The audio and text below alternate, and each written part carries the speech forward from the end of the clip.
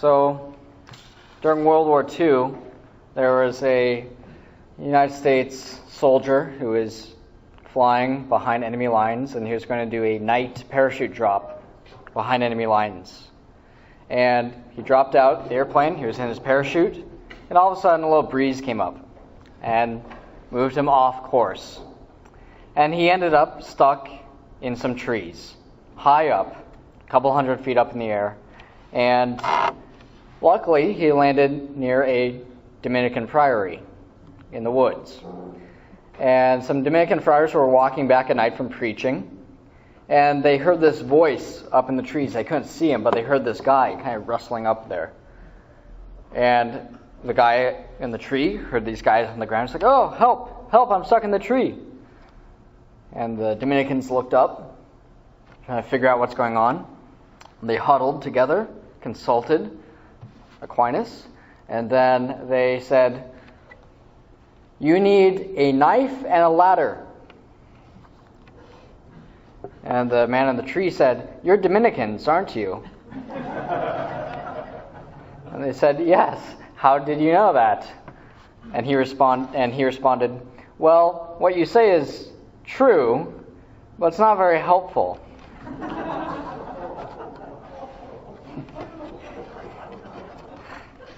So we'll see if I can avoid that Dominican tendency tonight. It's kind of an abstract topic. And please keep questions to the end. I'll get derailed very quickly. You have no idea.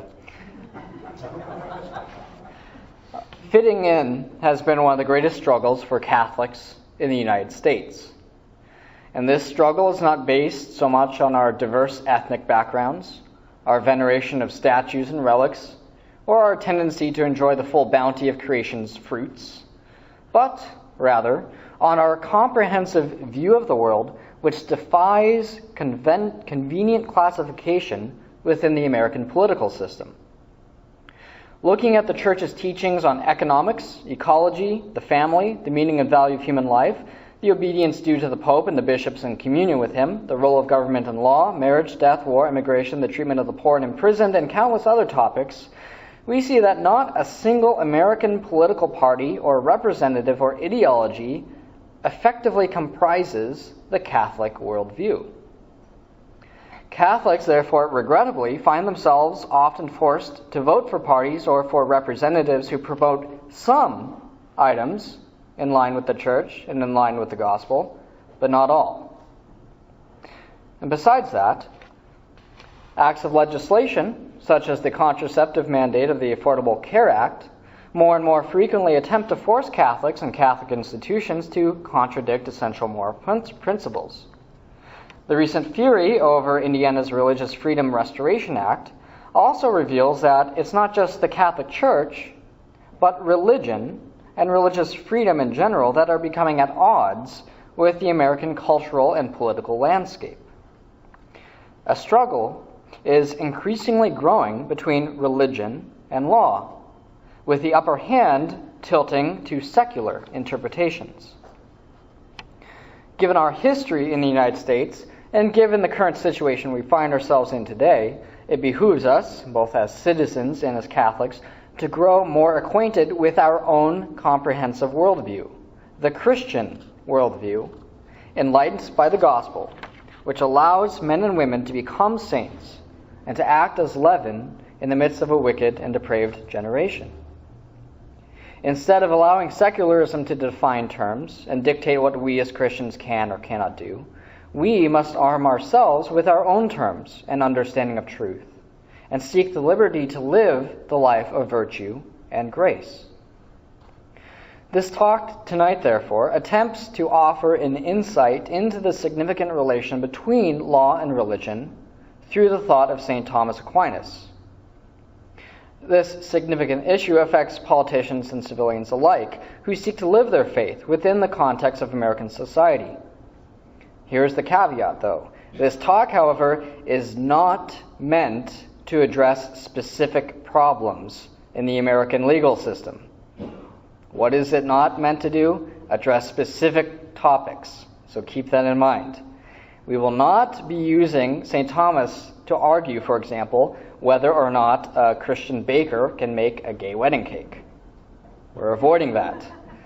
And we're not going to argue whether or not churches deserve special tax exemptions. We're not talking about that. We tonight are using St. Thomas to provide an overarching view of reality that links the legal and religious spheres of human action together through the metaphysical concept of order. So once again, we are using St. Thomas Aquinas to provide an overarching view of reality that links together the religious and legal spheres of human action through the metaphysical concept of order. What we should take home tonight is that if we have a grasp of what order is in the universe and what it means for human beings individually and socially to be well ordered, then it becomes clear that law and religion, as defined by St. Thomas, cannot and should not conflict. To reach this conclusion, we will examine three things. I'll use this laser. First, we will look at order in St. Thomas Aquinas as applied to God and creation. We're getting a big picture of order. So if you hear order a lot, that's just what's going to happen. You're going to hear a lot about order. This discussion will show the harmony between law and religion. Understanding order and its relation to law and religion, however, does not provide us with a ready-made solution to the problems that Catholics face, but with a challenge. The challenge as Catholics to live and act in such a way that through us, the grace of Christ may continually transform, heal, and strengthen the order of the world. Part 1. Order. Most people, I assume, have an intuitive grasp of what it means for something to be ordered. But where you ask them to define order, they might have a hard time. Order is a word that appears to change its guise depending on how you use it. It seems easier for us to understand order by explaining what is not ordered. We say that a machine that fails to work is out of order. A lowly rifleman who speaks impertinently to his commanding officer is likewise being out of order. A room with books, clothes, and furniture strewn about in a disheveled manner is not ordered. When following the instructions for making a store-bought do-it-yourself propane grill, if you do step 17B, attaching the mooring coupler to the igniter unit housing, before you do step 8F, securing the upper front plate to the main input valve, then you have done your work out of order, and you'll soon have an explosion. A man who becomes sexually aroused by smelling other people's socks is likewise said to have a disordered sexual desire. But hey, who am I to judge? It seems fascinating that one word, order, could be used to describe so many different things in apparently different ways. The multifarious nature of the concept of order was not lost to St. Thomas. One scholar notes, quote, "The word order is that kind of word that St. Thomas finds impossible to use in exactly the same sense each time he uses it. It does have different shades of meaning, although there are general characteristics of order that can be pointed out." End quote. There are several places in his corpus where St. Thomas dedicates a considerable amount of time to trying to define order and describe its general characteristics. We will not be going into that, thank goodness, but I will just give you some basic overviews of how he uses order. We will limit ourselves tonight to speak about order in three distinct but necessarily related ways. We will order our discussion of order. For our purposes tonight, we will distinguish between hierarchical order, horizontal order, and the order of harmony. These are not the terms that Aquinas uses himself, but are used tonight to help clarify all the different ways that he uses order. We will apply these three types of order to the constitution, direction, and organization of the universe. We will see in this section that the hierarchical order of the universe determines the horizontal order of the universe, and the two, in relation together, constitute order of harmony. So about the first. We can talk about order, first of all, as establishing groups in hierarchies. For example, in biological taxonomy, it's convenient, there is a group called an order. It's below a class. For example, humans and honey badgers are both in the order Mammalia. However, humans are then divided into the order Primate, and honey badgers are then divided into Carnivora, along with bears and wolves. For St. Thomas and the predominant Christian tradition, the universe exists as a hierarchical order, like a pyramid or a pay scale. With God at the highest point in the hierarchy, the order of the universe ascends by degree of how much a being may participate in and reflect the divine goodness, by how much something is like God.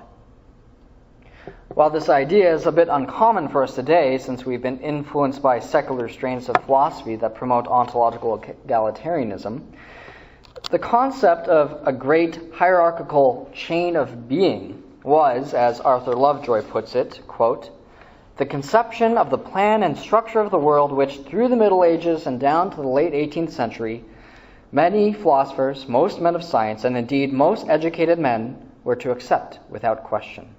End quote. It was only with the historically recent rise of secular humanism, utilitarianism, deism, and the libidinous dissatisfaction with the Christian worldview by Enlightenment and modern thinkers that the hierarchical order of the universe was rejected. More recent Protestant scholars, such as Rudolf Bultmann, sought to purge the Christian faith of this classical worldview, thinking that it made the gospel unintelligible to the sensibilities of modern man who lived in democratic states and received information from television. This rejection, which undergirds much of the political philosophy of our own country, is not a true progress of knowledge, wisdom, and truth, but, as Dr. Ed Fazer describes it, it is a nightmarish toboggan ride down into the dark bowels of modernity's version of Plato's cave. End quote. If we Catholics are to recover our place in the world, it must begin by a recovery of the truly Christian worldview, a hierarchical universe where God is the first and the last, the Alpha and the Omega, the beginning and the end. For St. Thomas, we see that the universe exists as a hierarchical order when we reflect upon the various natures and essences of things. In one sense, everything in the universe is equal because everything depends on God for existence, which Aquinas calls esse. But in another sense, things are unequal and can be more or less great, depending upon what they are, their nature or their essence. As John Gia summarizes, Thomas shows that all creatures have esse by participation in the esse of God. But what makes each creature unique is its particular mode of participation in the esse of God based upon its diverse nature. It is through the vast diversity of natures, of essences, that we see the incredible hierarchical structure of the universe, like a giant mosaic that one must step far back in order to see as a recognizable whole. And how is this hierarchical order arranged? What is the scale? It is ordered by how much a thing may reflect God's goodness through its actions. Different essences are able to do different things, and the more an essence is able to do, the more it is like God, for whom nothing is impossible. And the more a creature does the things that it is capable of doing, the more it is in act and the more it is like God, who is pure act itself. So by looking at the essences of created things, we are able to classify them in a hierarchical order based upon what they are capable of doing. At the bottom of the ontological chain, we find inorganic materials like rocks, bits of dirt, or raw chemicals, who are capable simply of existing, taking up space, and observing the various laws of physics. Next up the chain, we have single-celled organisms and basic life forms, such as slime mold. On top of existing, taking up space and observing the laws of physics, these basic life forms have metabolism, homeostasis. They're able to grow and reproduce. Next up the chain, we have animals, who not only do what rocks and slime can do, but have a greater range of motion and are capable of greater interaction with their environment in the pursuit of food, safety, and reproduction. Next up, we have humans, who can not only do what rocks, slime, and animals can do, but are endowed with reason, through which they can form abstract thoughts, can see and recognize order in the universe, can think about thinking, and can know God vaguely through great intellectual effort. Higher than the humans are the angels, both good and bad, who beyond rocks, slime, animals, and humans are unencumbered by a body and so can travel at the speed of thought. They have tremendous power over the physical world. They can know things at a level far beyond that of humans and behold God with astounding and frightening clarity. And then there is God himself, who is purely capable. All the perfections and all the capabilities of lesser beings find their source and their summit in him. Everything that strives to exist is aching upwards towards God, from whom all existence flows down. This order of the universe is a fundamental reality, established by God, knowable by reason, and made clear by faith. We should share the wonder of the psalmist as we behold this order. When I see your heavens, the work of your fingers, the moon and the stars which you arranged, what is man that you should keep him in mind? The Son of Man that you care for him? Yet you have made him little less than the angels. With glory and honor you crowned him. Gave him power over the works of your hands. You put all things under his feet, all of them, sheep and oxen, yes, even the cattle of the fields, birds of the air and fish of the sea that make their way through the waters. Through the actions proper to each essence, individual beings placed within the hierarchy of creation themselves become particular instantiations of God's goodness. The diversity of creation is set in a hierarchical order, arranged by ways that things reflect and participate in the divine life and goodness. Aquinas notes that, quote, the universe would not be perfect if only one grade of goodness were found in things, end quote. That is, if the entire universe were filled only with honey badgers, then God's glory could not really be reflected. It could only be reflected in one way, the honey badger way. Thus, with a universe full of different things, God's goodness is reflected in many ways. The universe exists as a whole, comprising many different levels of goodness, depending on the capabilities that make the various essences of things distinct from one another. Before diversity became a 20th century buzzword, Aquinas recognized that the diversity and multiplicity of creatures better reflected God's goodness than if only one creature existed. God willed to make a universe, ordered in its parts by various grades of goodness, so that his own goodness would be more fully revealed and shared by his creation. Next, horizontal order.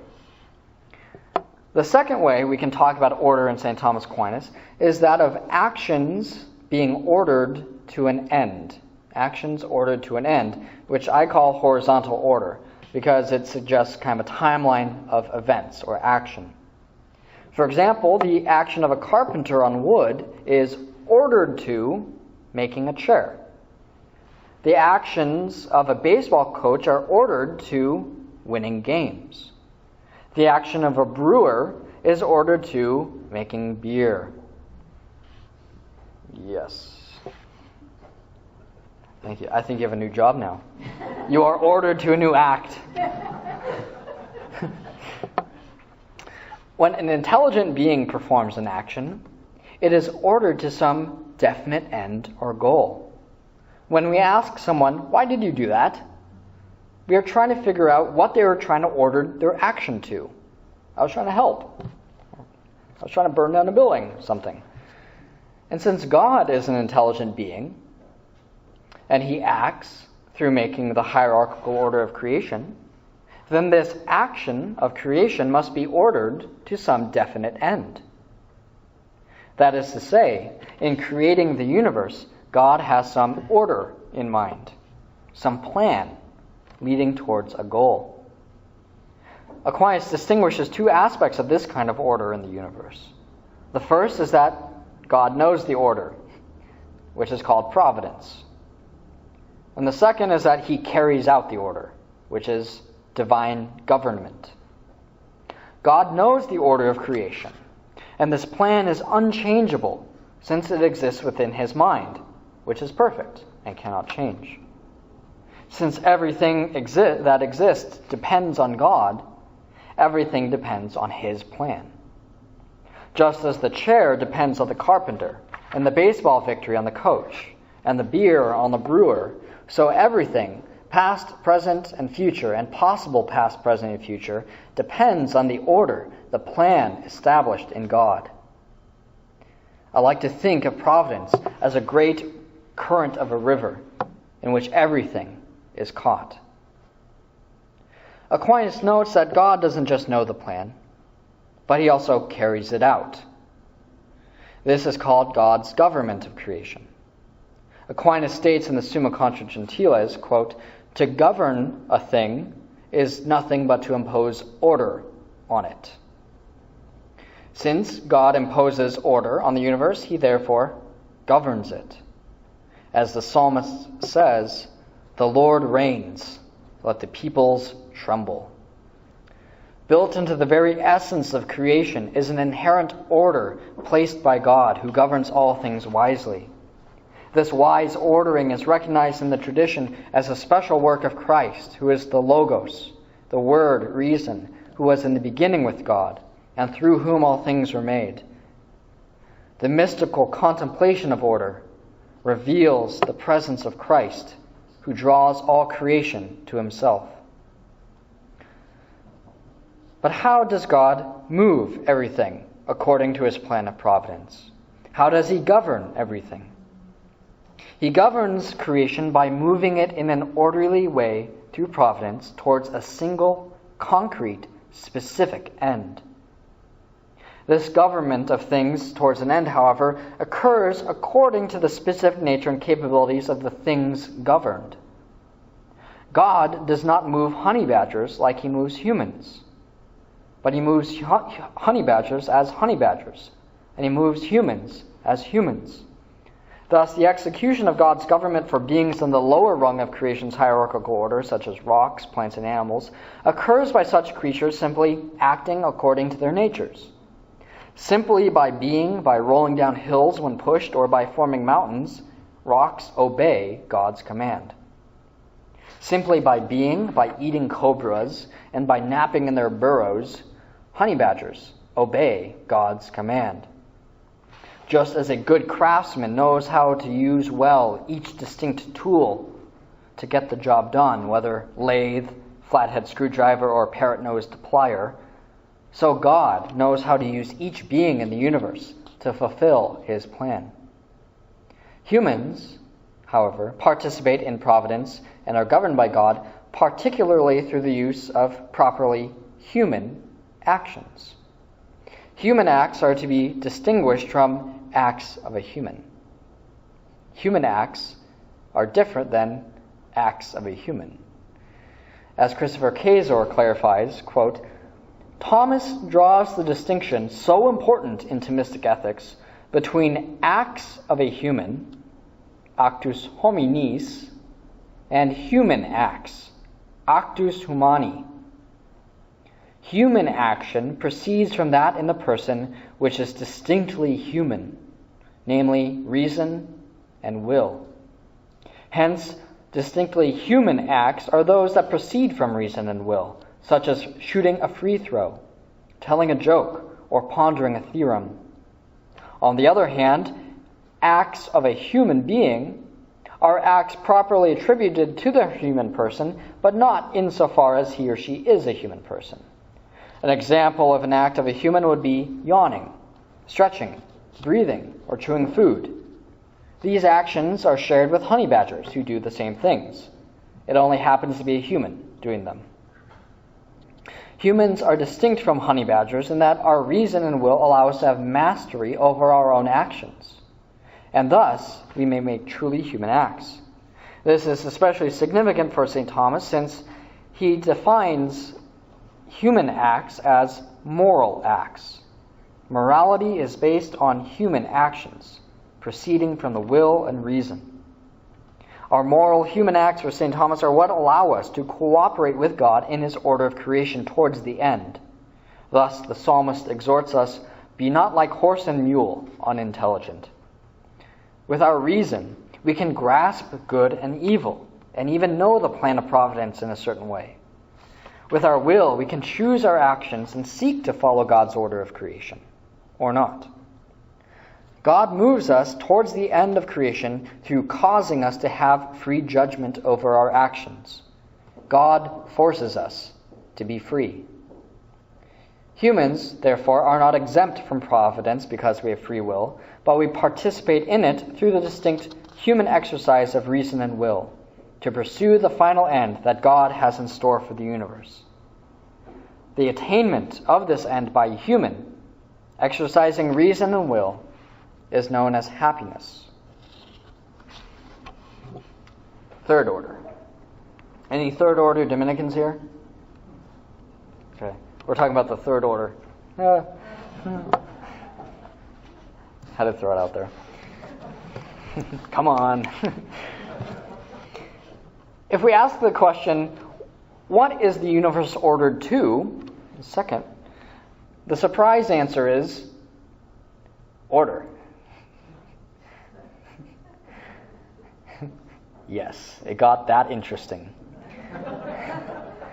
The goal that God has in mind, according to St. Thomas, is to have a universe where everything that exists to its highest degree, manifesting to the greatest extent possible God's own goodness. This is the third way we will talk about order in St. Thomas Aquinas. This is the kind of order where things are in right relationship, in right place. They're in the right way. Thus, when a room is clean and tidy, it is called well-ordered. When a society is peaceful, it is called well-ordered. So the final goal of the universe is an order, a harmony, where everything exists perfectly according to God's plan. God creates the universe as a hierarchical order, and he moves and governs it in an orderly way towards a final order. If we remember that every intelligent being acts for an end, then the next step is to recognize that the end has the appearance of good. The chair appears good to the carpenter who makes it. The victory appears good to the coach who coaches the team. The beer appears good to the brewer, of course. To say that every agent acts for an end is to say that every agent acts for a good. And this good is something that satisfies or completes the action of the agent. But what could satisfy God? He is perfect. He lacks nothing. He is completely happy in himself. Aquinas argues that the end towards which God acts is himself. Since God is the greatest good, then God always acts with himself as the goal, because he is the greatest good. And so when God acts by providence and the government of creation, he is acting to bring all things to himself, because he is the greatest good. The end towards which God acts is God. Aquinas therefore argues that the goal of the universe is for creation to attain God. When the universe as a whole arrives at the ultimate end of reflecting to the highest degree possible the goodness of God, then we may say that the universe is completely ordered. When all the parts of the universe exist perfectly as images of God, then the universe as a whole reflects God's goodness perfectly. This is the new heaven and the new earth seen by John in Revelation. But how do things attain God? Aquinas argues that things attain God when they imitate God to the best of their ability. And how do things imitate God? By being perfect and by being good. Unlike honey badgers, who attain God simply by being the best little honey badger they can be, humans attain God in a specifically human way, according to human perfection. Since human actions stem from reason and will, the human attainment of God, the perfection of the human, will result from the use of reason and will. All things are ordered to attain God, but humans attain God by knowing and loving God with all their mind, heart, soul, and strength. The end of knowing and loving God is the absolute perfection of the human being. The name applied to this perfection by Aquinas is happiness. Aquinas argues that neither wealth, honor, fame, power, bodily good, pleasure, good of the soul, or any created good can captivate and perfect the human in true happiness. Happiness is reserved only for the human being who beholds God with the full strength and vivacity of their being. He says, final and perfect happiness can consist in nothing else than the vision of the divine essence. But, like an archer, we will never hit this end. We will never hit this target unless we aim for it. And we cannot grasp it unless we are aided. This is the blessing and the curse of possessing a rational nature after the fall. By looking at the order of the universe, we see that it is created in a hierarchy of beings who through various degrees and differing abilities reflect the divine goodness. First, we see, second, that the universe is ordered to an end by God, and that he moves things to that end through providence and government. And we see that once all things attain God as the highest good, the universe is ordered as an integral whole in harmony with the divine plan. The hierarchical order determines the horizontal order, and that together aim towards the final order of harmony, which Aquinas calls the common good. As Samuel Beer aptly sums Aquinas' conception of the universe, quote, "The cosmos has been created and was governed by God, the perfect being. It consisted of an immense number of orders of lesser beings, angels, men, animals, vegetable life, and inanimate things, down to the last dregs of being, which were hardly anything at all. Although normally diverse, it was not a mere aggregate or miscellany, but a cosmos, because these orders were distinguished from one another by degrees of being, of value, of utility, and of authority, which at the same time joined them together as complementary parts of a harmonious whole. Hierarchic, corporatist, and organic, this cosmos was natural, but above all, divine, unified by God's love for and providence over his created world, and by his created world's love for and obedience to him. Adapting Lincoln's definition, we may characterize God's regime as government of the Creator, by the Creator, and for the Creator. With this hierarchy, with this overarching view of the universe and order in mind, We will now turn to look at how a human in particular participates in this divine order through religion and through law. How do humans fit into the grand scheme of things? What is our place in the cosmos? As we saw, humans occupy a special place in the hierarchical order of the universe. They are above animals, but below angels. They have mastery over their actions through reason and will. They can know to a degree not just that there is a divine plan, but even sort of what that plan entails. Due to their rational nature, humans may achieve happiness by knowing and loving the Lord who guides, creates, governs them. Because of what they are, humans are ordered through providence in a special way, distinct from rocks and honey badgers. The special way is that humans are ordered to the end, not just from without, but from within as well. And this is where the realms of law and religion coincide for St. Thomas Aquinas. Here we begin to see how, through an understanding of the order of the universe, law and religion dovetail together. Law, for St. Thomas, is the external principle that moves humans to the end. It's external. Religion is the internal principle by which humans move themselves in cooperation with God to the end. Law is external, religion is internal. We can now take a closer look at law and religion with respect to order in human life. We'll begin with religion. In the Prima Secundae of the Summa Theologiae, St. Thomas treats of the general principles involved in how human beings are ordered to their final end of happiness.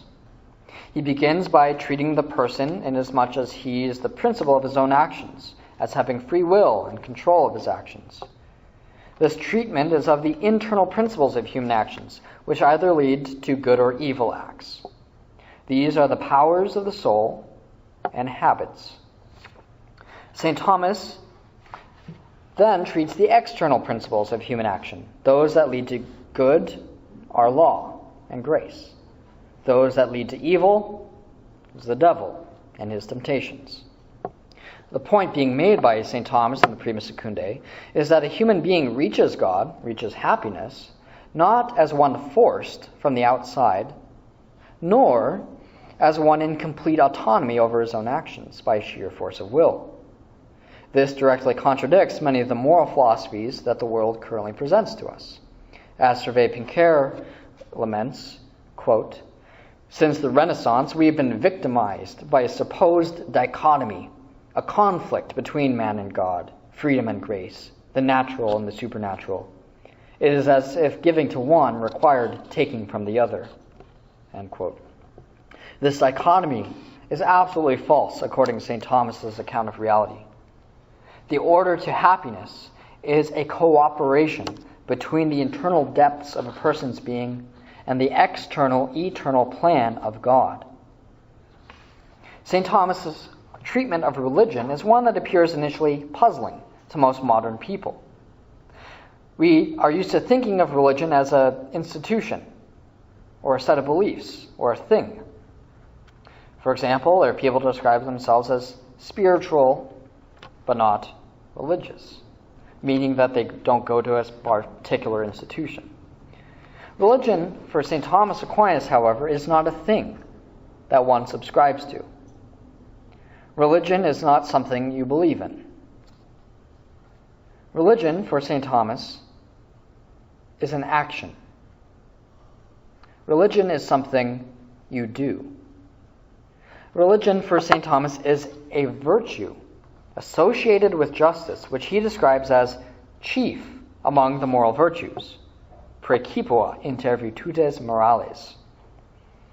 And the reason why he gives religion the highest place among the moral virtues is that it orders man to God. Ordinat hominum ad Deum.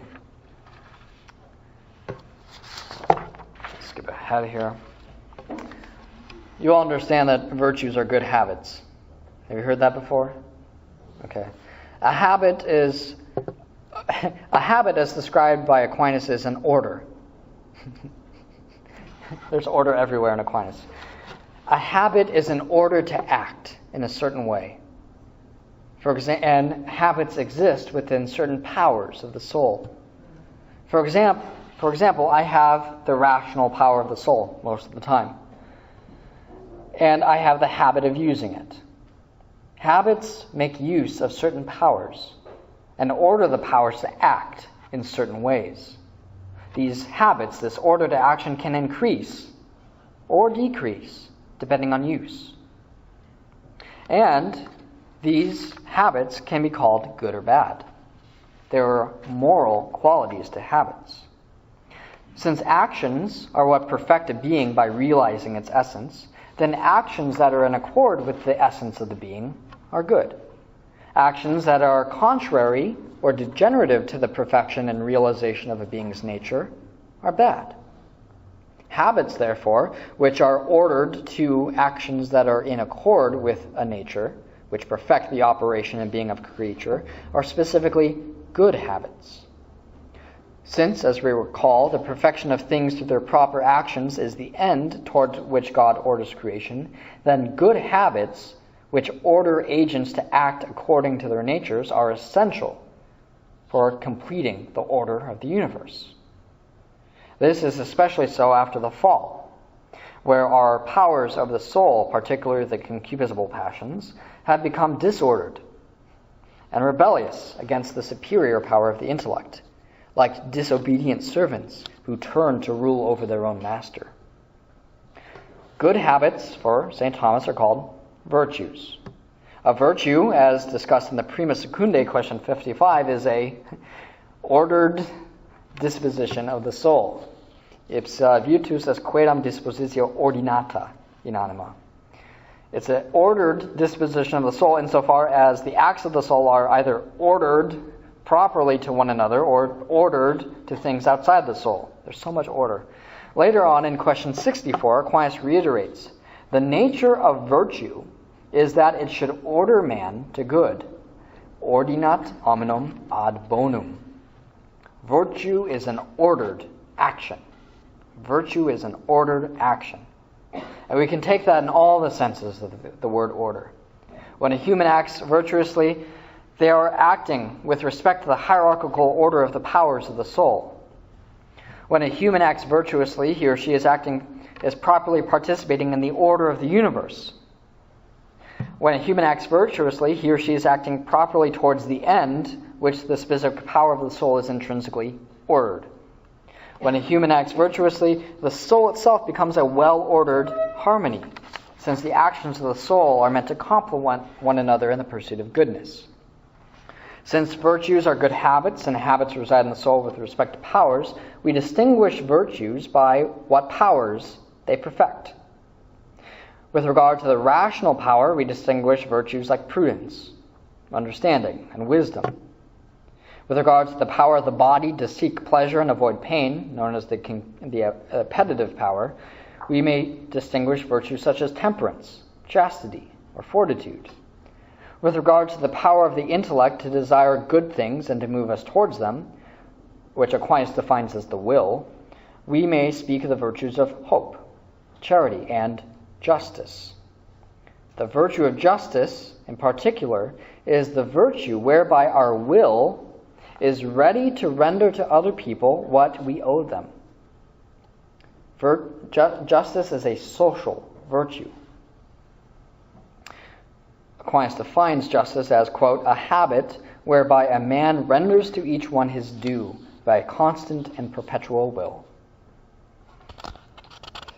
However, Aquinas notes that there are some people to whom we can never fully give their due. We can never really establish equal friendship with them. This inequality among humans is not due to different human natures, but rather to various levels of dignity, importance, and function. There are people who are above us in hierarchy, such as our parents. Aquinas therefore distinguishes particular virtues that fall under the category of justice, but can never truly give justice completely. These are called the potential parts of the virtue of justice. Second part of the second part, question 80 and following.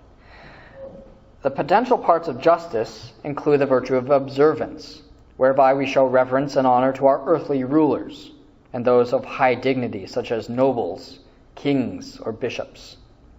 Another potential part of justice is the virtue of piety, whereby we show reverence and honor to our parents. How can we ever repay them for giving us life? Last but not least, we have the potential part of the virtue of justice, whereby we attempt to show reverence and honor to God.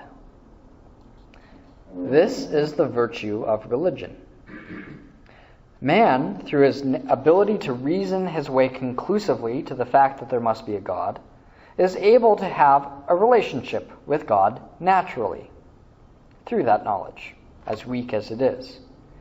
And just as man shows honor to his parents or his king, who are superior to him, so a man honors God. That is why, for example, St. Thomas argues that it should be completely obvious that people offer sacrifice to God. It's part, he says, of natural reason. Because religion is a natural virtue, those who lack it are missing an integral part of basic human morality. They are lacking in what it means to be a human. But religion does more than simply show God honor. The virtue of religion points to the very meaning of the human moral life itself. Aquinas explained this by relating religion to order. The very first article of Aquinas' question on religion, considered in itself, states that religion denotes an order to God. Religio proprie importat ordinam ad Deum. Religion's proper domain is not only to worship God immediately through the interior acts of devotion and prayer, but to command all other actions of human life that they may be done for God. Because religion directs man to God, orders man to God, who is the ultimate end of human life, then it is responsible for directing all the means and actions of human life to that single end. Aquinas says, religion has two kinds of acts. Some are its proper and immediate acts, which it elicits and by which man is ordered to God alone. For instance, sacrifice, adoration, and the like. But it has other acts, which it produces through the medium of the virtues which it commands, directing them to the honor of God. Thus, religion is not limited to formal worship of God, but it expands into every aspect of human life. Our work, our acts of mercy, the time devoted to our family, our study, and our recreation, any virtuous task can become a religious action if it is done for God. By practicing the virtue of religion, by doing actions for God, by showing Him reverence, we become ordered to God. This order is first of all hierarchical. When we worship God, what we are essentially doing is recognizing that we are inferior to Him. He is superior to us. You are God and I am not, is what worship says. That's why Aquinas says, quote, it belongs to religion to show reverence to one God under one aspect, namely as the first principle of creation and the governor of all things. By recognizing God's supremacy, we place ourselves in the proper position for human beings within the order of the cosmos. In this way, religion prevents the vice of pride, which tries to move us up in the hierarchy. And at the same time, it prevents lust and gluttony, which try to lower us in the hierarchy. But as we saw, hierarchical order determines horizontal order. Since religion concerns God, and God is the end and goal of all creation, religion concerns moving us towards the final end. Worship is not a static recognition of God. It moves us to God. By growing in the virtue of religion, by intentionally doing things for God to show Him honor, we move closer to Him. Not in hierarchy, but horizontally, as our end. This movement is perfected and achieved only through Christian religion, which imbues the soul with the help of divine grace and love, receiving the life of God himself in the depths of the soul through grace bestowed through the sacraments.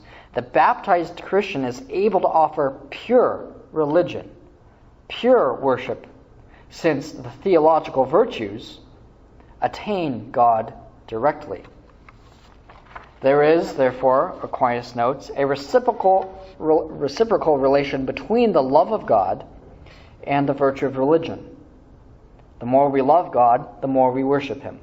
The more we worship God, the more we will love him.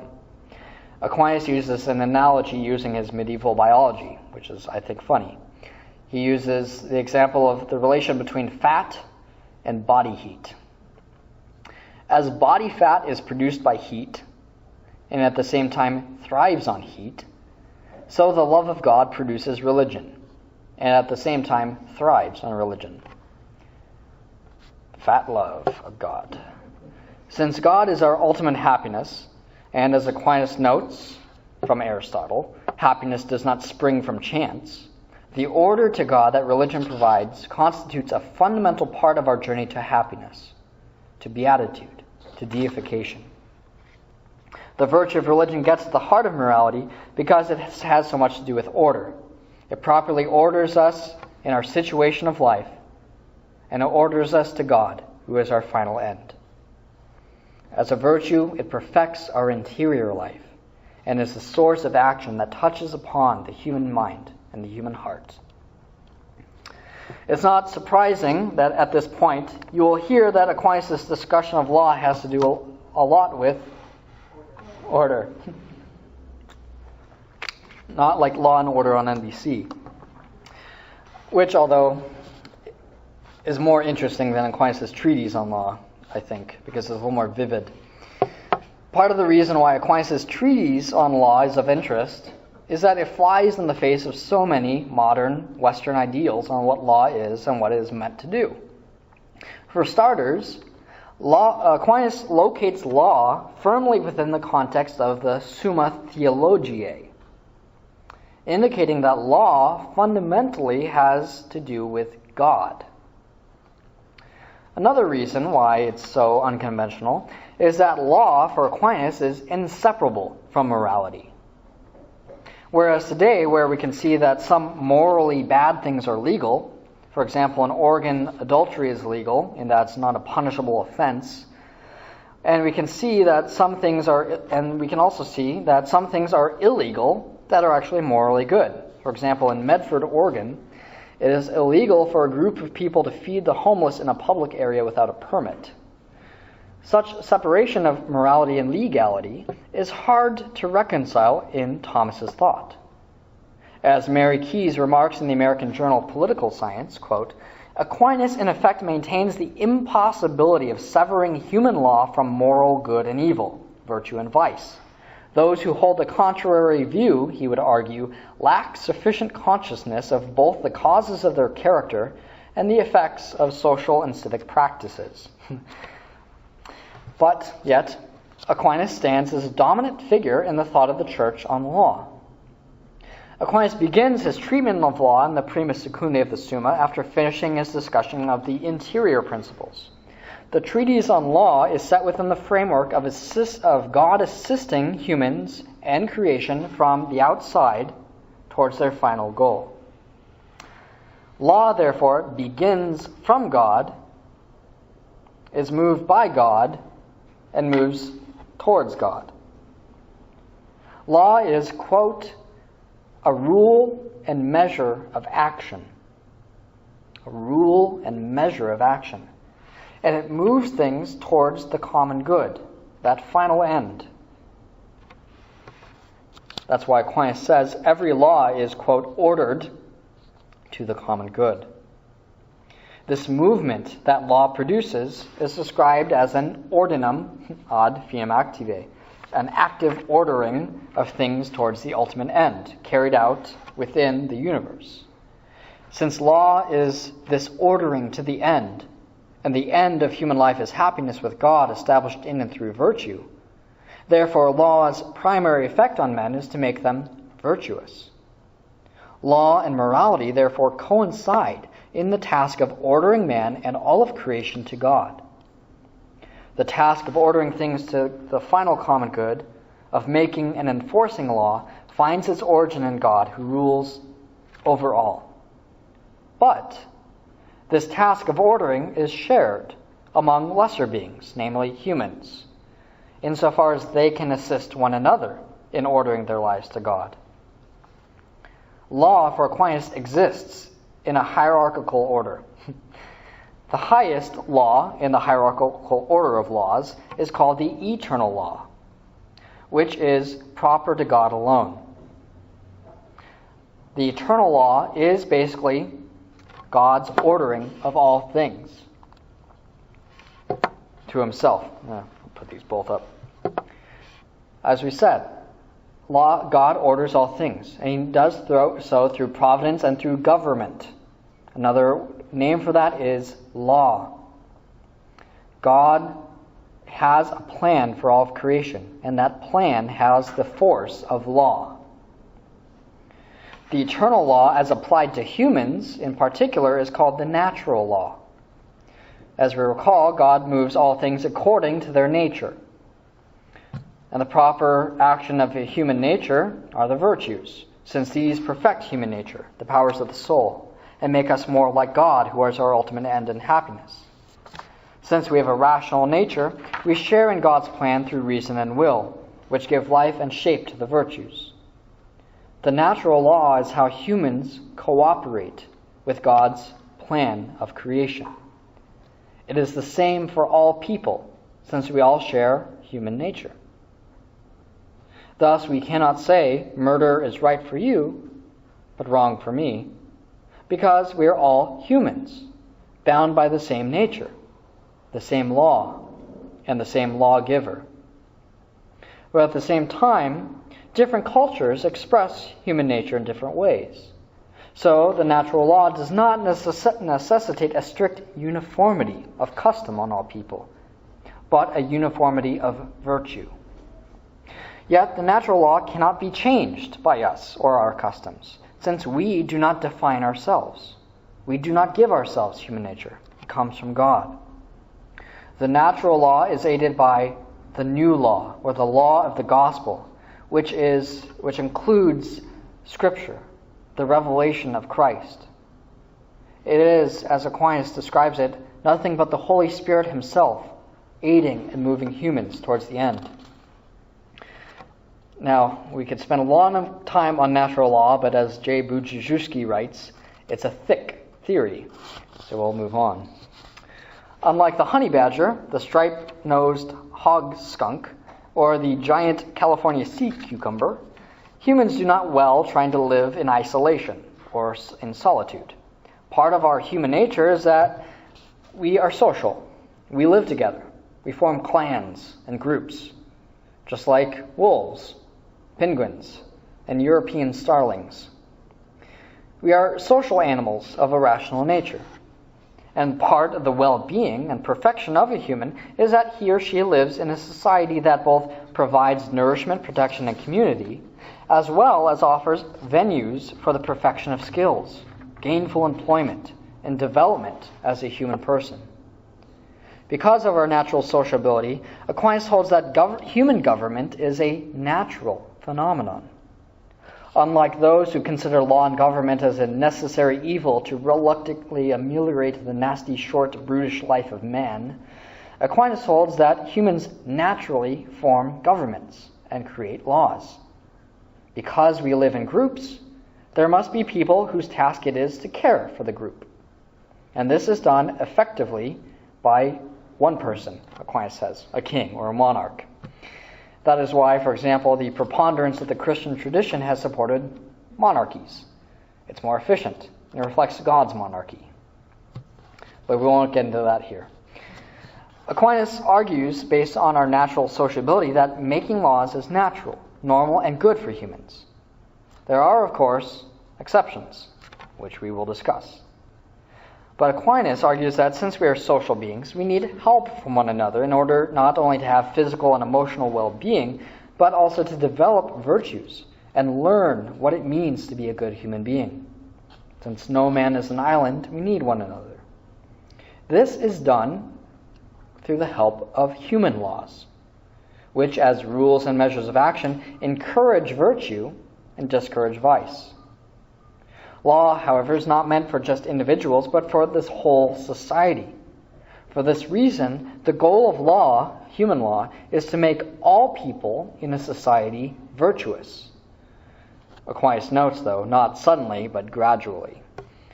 Another name for this goal is the human common good, which is when all humans have achieved God through virtue. Human laws, in order to achieve this end, can direct actions regarding both important moral acts, such as murder, adultery, or theft, as well as acts which are, for the most part, morally neutral, but related to the good order and function of the society, such as renewing your driver's license or cleaning your sidewalk.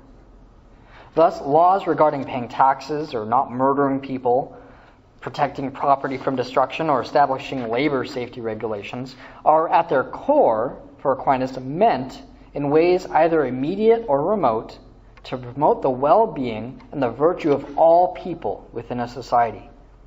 Human laws assist people in a society to follow the natural law and to follow the eternal law. Hence, it moves towards the final end. Thus, for Aquinas, legality and morality go hand in hand. The question arises, however, as to the authority of human laws, whether all are bound to obey every law made by a king or human government. Aquinas answers this question by remarking that, quote, laws framed by man are either just or unjust, end quote. What makes a human law just for Aquinas is that it corresponds to the natural law. It corresponds to the eternal law. What makes a law unjust is that it departs from the natural law and the eternal law. Aquinas states that a human law departs the natural and eternal law specifically by either being damaging to the human good, the true human good, or to the divine good. That's important. Such laws, Aquinas says, are not to be obeyed, since they do not agree with God's order. Thus, a law that prevents people from achieving human well-being or virtue, that is directed only to the vainglory or lust of the king or rulers, or that burdens people enough to hinder the attainment of the common good, is contrary to the natural and eternal law, and should not be obeyed. A law is contrary to the divine good if it induces people to idolatry, or if it is explicitly contrary to the divine law, which, as we remember, comes from Scripture. Human laws that are contrary to the gospel, quote, must in no way be observed, because, as stated in Acts 5:29, we ought to obey God rather than men.